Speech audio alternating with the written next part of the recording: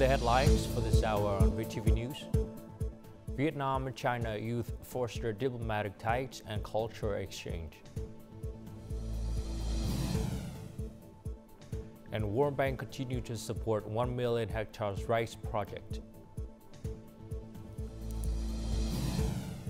Later on in our world news, Israel launches ground offensive in Gaza.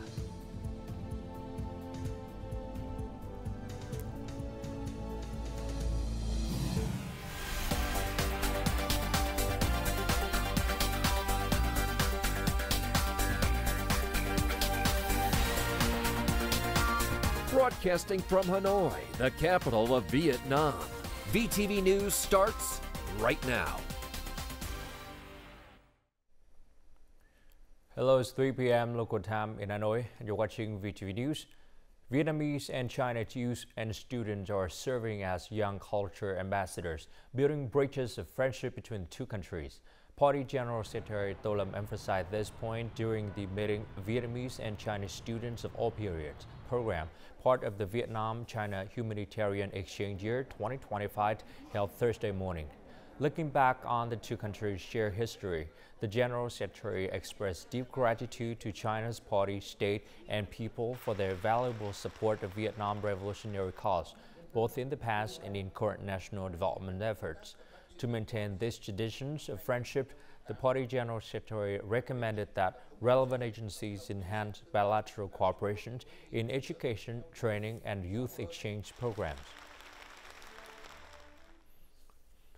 Prime Minister Phạm Minh Chính, who heads the 2025 Politburo and Secretariat Inspection Delegation, chaired a conference Thursday morning to review draft inspection reports. He commended Ho Chi Minh City, Bình Dương, and Bà Rịa Vũng Tàu provinces for their swift implementations of resolutions and initial positive results. The Prime Minister called on authorities to expand development opportunities, streamline administrative procedures, and enhance business support. While implementing the Central Committee's conclusion 1 to 3, he stressed the importance of maintaining macroeconomic stability, managing inflation, strengthening growth drivers, safeguarding social security, and protecting the environment. Tiền Giang province has exported its first shipment of green-skinned mangoes, 1 ton to the United States and 6 tons to Australia. This milestone opens new opportunities for Tiền Giang agriculture products in the global market. With more than 88,000 hectares of fruit trees, the province is ranked first in the country for fruit production. Tiền Giang now exports its fruits to China, South Korea, Japan, the United States, New Zealand, and European markets. In 2024, total retail sales of goods and consumer service revenue reached $250 billion, up 9% over the previous year. This year, to achieve the growth target of 12%, strengthening supply chain connections is crucial for boosting consumption, stabilizing production, and meeting economic goals. Food items in this distribution system must display their manufacturing date and origin. When choosing where to shop, most consumers prioritize both price and product quality. The prices at supermarkets are similar to other stores, but I trust their quality more. I feel safe feeding this food to my young children. Supermarket products undergo thorough quality checks from the start, making them highly reliable. Plus, the increasing variety of products offers customers more choices than ever. Total retail sales of goods and consumer services reached more than $43 billion in the first 2 months of the year, up 9.4% year-on-year. This growth indicates strong consumer demand and economic optimism. However, the Vietnam Retailers Association emphasizes the need to strengthen connections between manufacturers and distributors to maintain a stable value chain. The retail industry needs to focus on digital transformation and stronger connections to implement multi-channel sales. At the same time, integrating experiential shopping with tourism will boost consumer confidence and drive spending. dân và kích cầu cái tiêu dùng của người dân. Để góp phần vào đạt cái mục tiêu chung về phát triển kinh tế. To help achieve the national economic growth target of 8% or more, we're ensuring a stable supply of essential goods.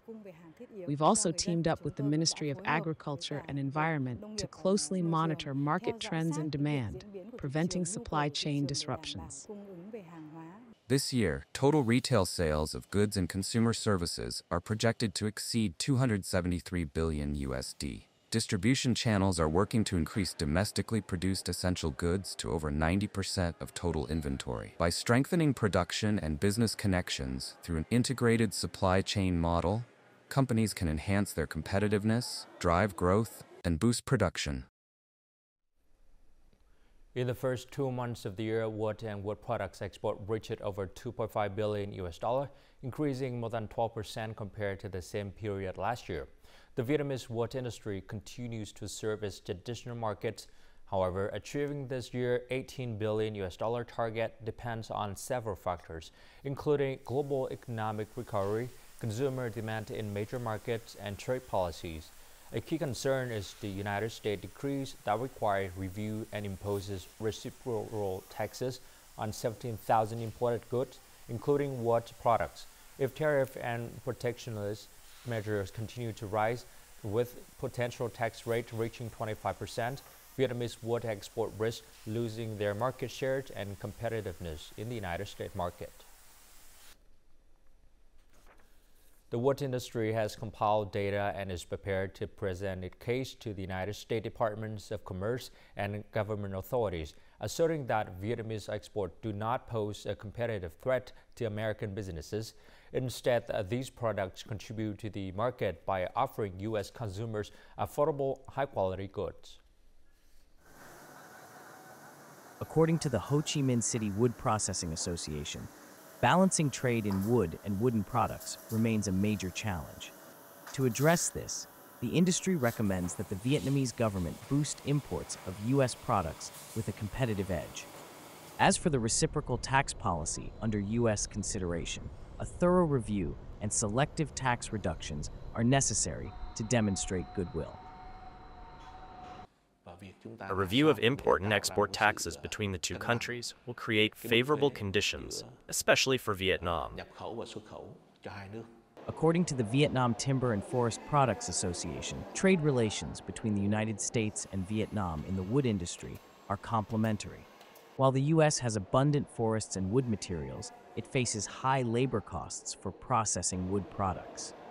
This creates an opportunity for the Vietnamese wood industry to provide U.S. consumers with affordable goods. Vietnam has an advantage in comparison. Currently, the labor cost remains relatively low. And I don't think it's easy for the U.S. to find suppliers with the capacity to meet such requirements, especially with U.S. President Donald Trump's policy of wanting to diversify supply sources. Importing U.S. raw materials can help reduce the trade deficit and avoid origin-related lawsuits. Additionally, promoting fairs and exhibitions is essential to boosting Vietnamese products. The Trade Counselor in the United States has advised Vietnamese businesses to take a more proactive approach in responding to U.S. tariff policies and trade protection measures. Companies should stay informed and adjust their production and export strategies to align with evolving international trade policies. Draft amendments to the special consumption tax law have generated varying opinions concerning tax rate levels and the timeline for tax increases on certain products. In response to these issues, the National Assembly Standing Committee has requested that the appraisal agencies consult ministries and business associations regarding the proposed tax increase plan. Businesses fully understand the need to increase special consumption tax.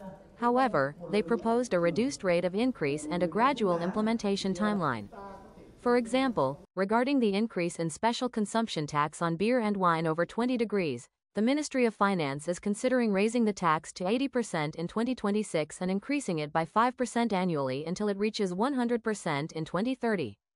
Businesses argued differently, seeking to start the tax increase in 2028 and an incremental 5% annual increase over 5 years. 4 years ago, taxes were increased by 15% each year. With this proposal, taxes will jump to 90% and then 100% in the next few years. This would be a shock for businesses. Experts highlight that investment and consumption currently contribute over 90% of Vietnam's economic growth.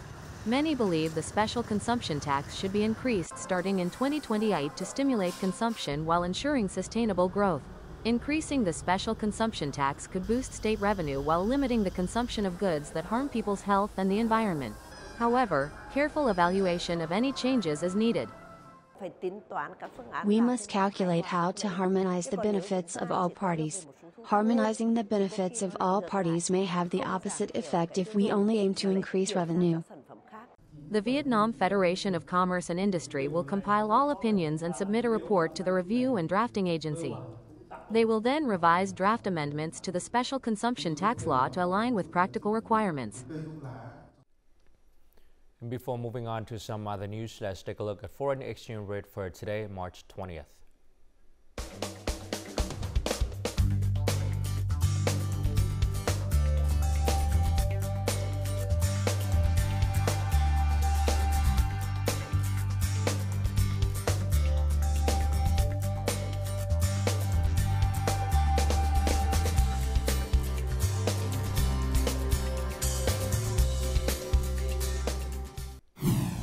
Coming up next on VTV News, the World Bank continued to support 1 million hectares of rice project.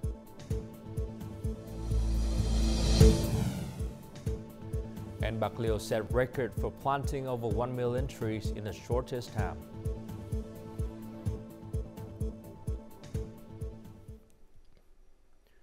The World Bank has reaffirmed its commitment to support the 1 million hectares high-quality, low-emission rice project in the Mekong Delta.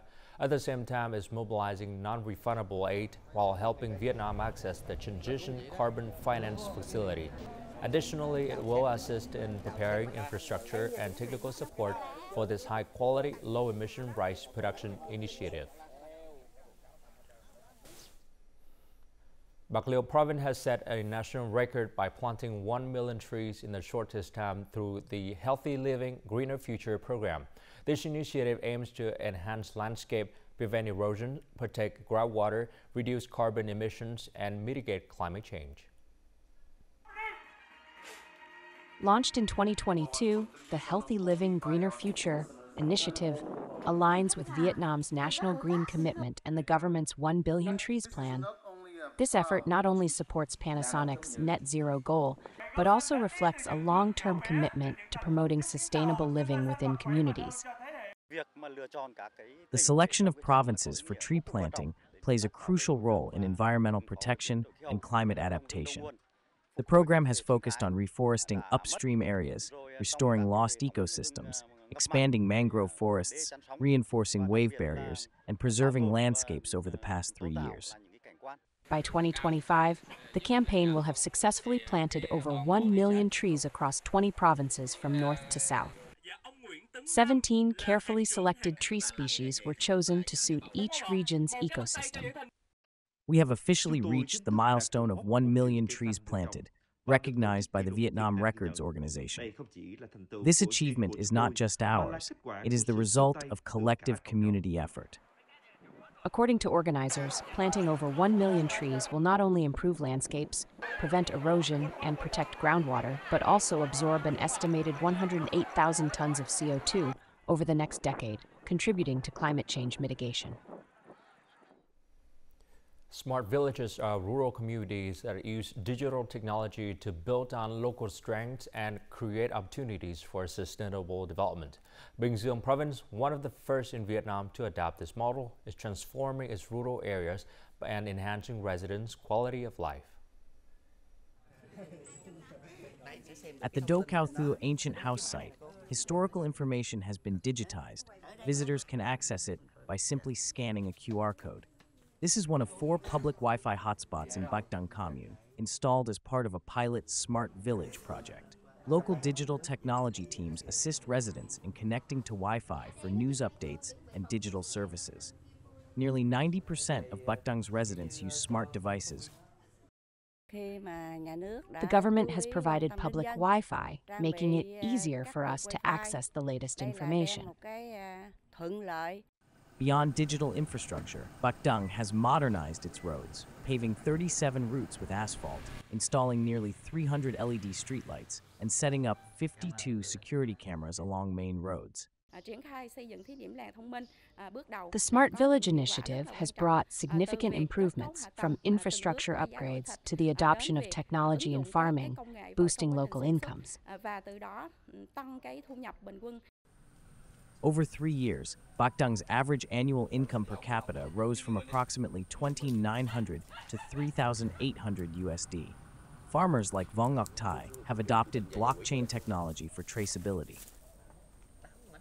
Customers can scan a QR code to see the entire history of my pomelo trees, from planting and fertilizing to pesticide application, all in line with VTVgap standards. Provincial authorities have provided training to help Bakdang farmers use smart application for more efficient and high-quality production. As a result, local products are now available both domestically and internationally. After 3 years, Bakdang has met all 19 criteria required for an advanced new rural area, and all 5 criteria for a model rural area. Moving forward, the commune's next goal is to implement comprehensive digital governance, infrastructure, and rural services, establishing itself as a green beacon within industrial Bingdung. The 42nd National Television Festival entered its second day today. At the opening ceremony of the television technology exhibitions, organizers introduced numerous innovations to the public, industry expert businesses, and media organizations. Notable highlights of this year's exhibition include advanced filming and recording systems, online television technologies, artificial intelligence AI applications for content production, and modern OTT platforms with encoding solutions. These technologies not only enhance program quality, but also create new opportunities for producers to develop content and reach viewers more effectively. Also, as part of the 42nd National Television Festival, Vietnam Television announced its new VTV Audience Measurement System, or VTV ratings. This rating system tracks the number of viewers watching television programs to evaluate their effectiveness. Using big data and artificial intelligence, VTV ratings enables transparent audience measurement across multiple platforms, types, and devices. The system helps Vietnam Television better understand viewer behavior and watching habits, leading to improved content quality and optimized distribution strategies. This represents a significant step forward in audience analytics and understanding. The Ba Chua Sư, or Holy Mother of the Realm Festival at Sam Mountain, is the largest spiritual festival in the Mekong Delta. With its unique culture and religious significance, UNESCO officially recognized the Ba Chua Sư Festival as Vietnam as the intangible cultural heritage of humanity last year. Every year, from the 22nd to the 27th day of the 4th lunar month, hundreds of thousands of tourists worldwide flock to the Ba Chua Sư Temple on Sam Mountain in An Giang to worship. Everyone believes in the sacredness of the Ba Chua Sư spirit and puts their faith there. I came here to wish everyone in the family good health and peace. The festival reflects the Vietnamese people's inheritance, integration, and creation during land reclamation, blending Mother Goddess worship from ethnic groups like the Kinh, Cham, Hoa, and Khmer.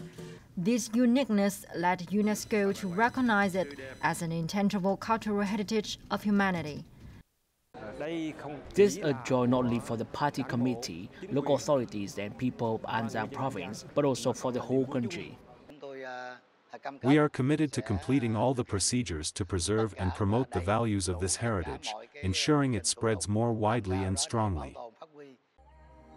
Every sound and activity generated by ethnic communities showcase uniqueness and solidarity, creating a multi-identity cultural heritage rich in value and international recognition.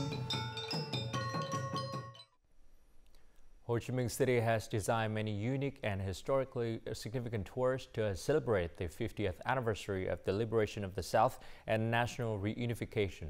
These programs take tourists to historical sites and former weapon caches of the old Saigon Special Forces. The initiative aims to raise awareness of historical values and national pride while promoting economic development and tourism in Ho Chi Minh City. Coming up next in our war news, Israel launches ground offensive in Gaza.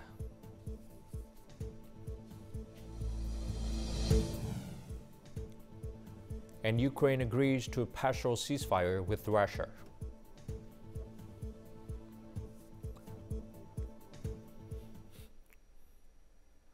Conflict in Gaza escalated as Israel launched a ground operation on Wednesday. Israeli tanks and infantry advanced into central and southern Gaza to expand security zones and create a buffer between the north and south, according to the Israeli military. Forces have now extended their presence to the Netzarim corridor in central Gaza. The move follows Israel's largest wave of airstrikes since the ceasefire took effect in January. U.S. President Donald Trump held a one-hour phone call with Ukrainian President Volodymyr Zelensky on Wednesday, during which both leaders reached a preliminary agreement on a partial ceasefire. In a social media post, U.S. President Donald Trump said the call sought to align the demands and needs of both Russia and Ukraine while working toward a ceasefire between the two nations. Ukrainian President Volodymyr Zelensky described the conversation as substantive and direct, confirming that Ukraine supports halting attacks on energy and civilian infrastructure in both countries. We have directed our teams to resolve technical issues related to implementing and expanding the partial ceasefire. Ukrainian and U.S. officials will meet in Saudi Arabia in the coming days to coordinate further steps toward peace. Earlier the same day, Russia and Ukraine conducted their largest prisoner exchange, with each side releasing 175 captives. Russia also handed over 22 severely wounded Ukrainian detainees in need of urgent medical care.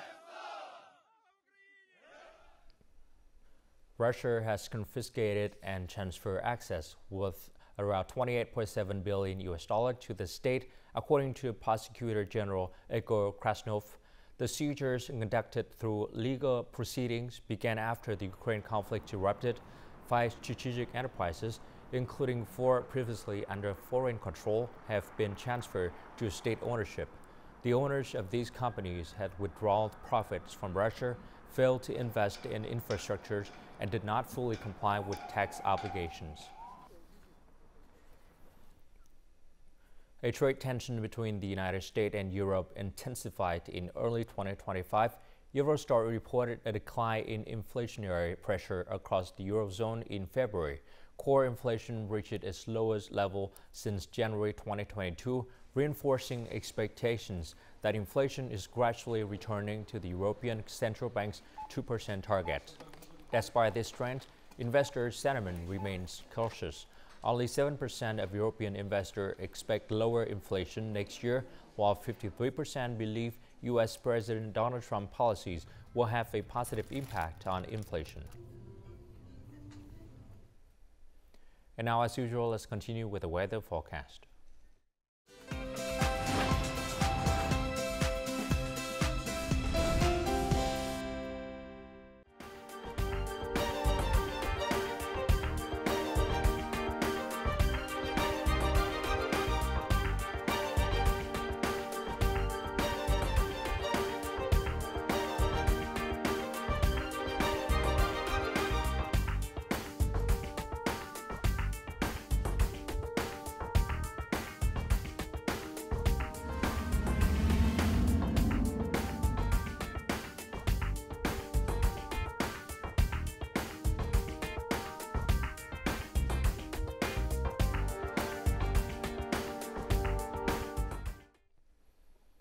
And that's all the news for today. To rewatch our program, you can log on to VTVgo.vn or YouTube channel at youtube.com/VTV4go or download our mobile application VTVgo.